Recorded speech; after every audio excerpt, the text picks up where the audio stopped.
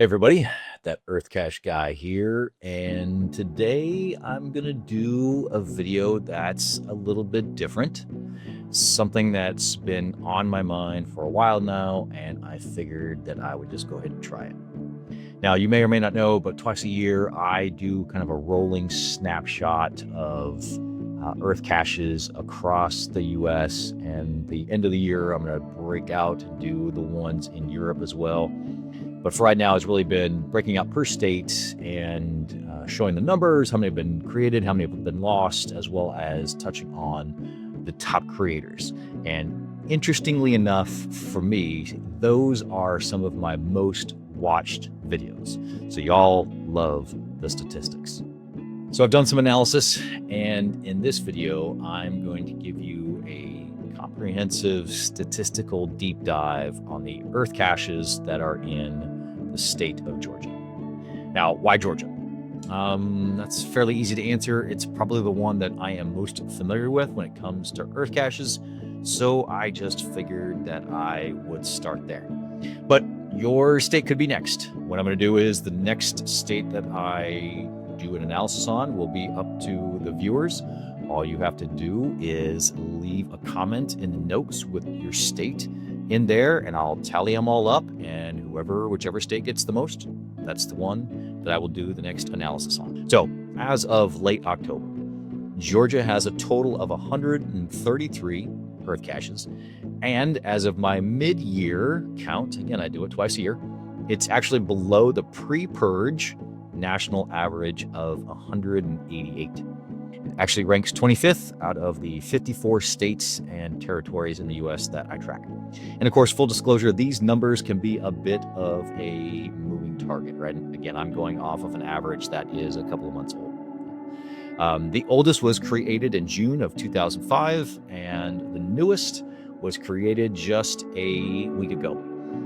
Looking at the top three with the most favorite points, we have Pedestals of Rocktown at 226, Stone Mountain just outside of Atlanta with 196, and Ridge Ferry Park Wetlands outside, or actually inside of Rome, Georgia at 157. Of note for that one, if you want an example, a great example of how to structure an Earth cache, the Ridge Ferry Park Wetlands is actually a really great one to go off of. Slightly surprising was that Georgia only has 3 Earth caches that are lonely, and each only for a year, although we have one coming up that will hit its 2-year mark in December. And the total numbers are actually growing in 2025.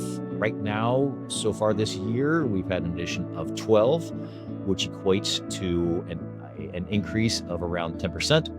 And that's far higher than the past 3-year trend, with 9 written in 2024, 1 written in 2023, and 5 written in 2022. Looking at the average difficulty and terrain for its Earth caches, Georgia is at a 1.7/2.1. So I don't have a national average right now, but of the 40 states that I have surveyed, right now Georgia sits at below average in difficulty, but above average in terrain. It also has a 40% DT diversity score. Really, that just kind of means that it has entries in 32 of the possible 81 blocks of the overall DT grid. So I don't have enough data to tell you if this is above average or below average, because this is the first one that I've done. But I do know that the higher the score, that just really means that more of the blocks have been filled in. So we do want a higher score here when possible. Taking a look at the Earth cache owners, we currently have a total of 81 different owners across the 133 active Earth caches.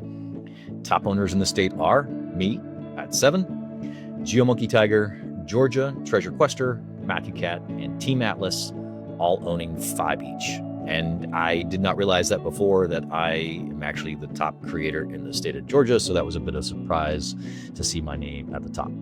Also, a congratulations needs to go out to GeoMonkey Tiger, because he just made the list last week with the recent publication of his last Earth cache. So congrats to him. All right, back to the owners. There are 51 geocachers that have created a single Earth cache, 21 that have created 2 geocachers that have created 3 EarthCaches, and 7 that have created 4 or more. In total, of 133 EarthCaches in Georgia, 35 are owned by those 7 individuals, giving us what I'm calling an owner diversity score of 26%.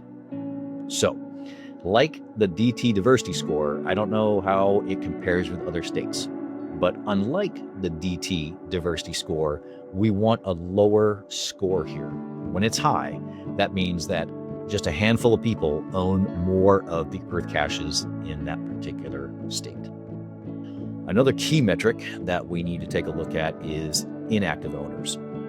With the annual Purge, we need to have an understanding of how many each state stands to lose.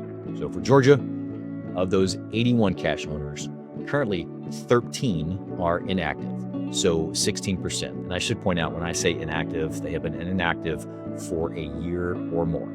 All right, so of those 13, 5 have been inactive for more than 5 years, or will be by the time of the Purge in 2026. Those 5 cache owners each owns a single EarthCache that might be archived. So at this point in time, Georgia could lose nearly 4% of their overall EarthCaches next year. Based on previous purges, that's about double the average worldwide that had been affected. And of note for Georgia, it's definitely an increase since we didn't lose any in the Purge this year. Finally, let's take a quick look at the topics and the variety of topics that one can find in EarthCaches here in Georgia.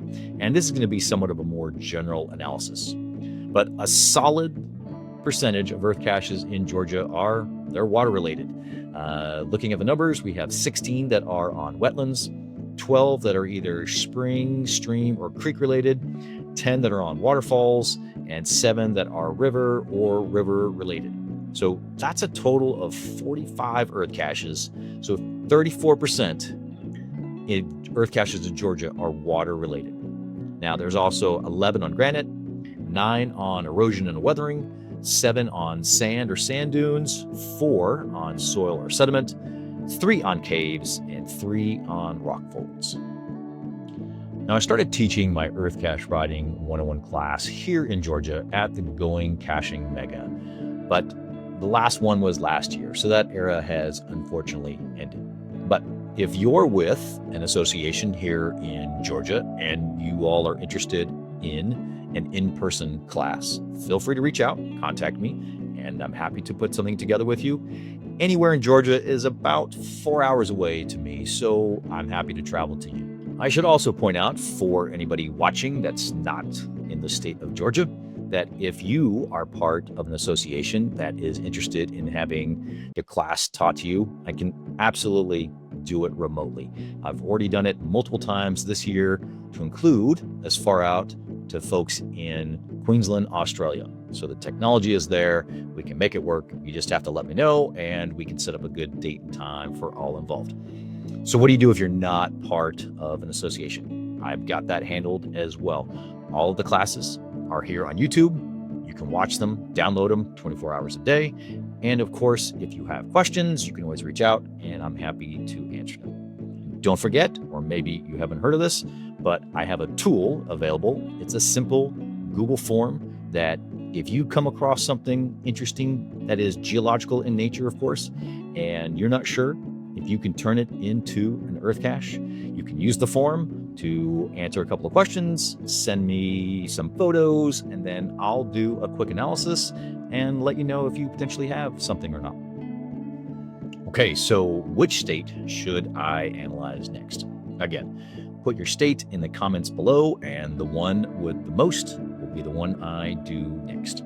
And of course, if you have enjoyed this video, I would appreciate a like. All right, think of it as a favorite point that you don't run out of. And of course, I would love to have you as a subscriber. Make sure you hit the bell notification so you get all of this great content. And it would really help the channel out for you to share it with any other geocachers that you know out there. Right? Sharing is caring. Thanks for watching, and be safe out there on the trail.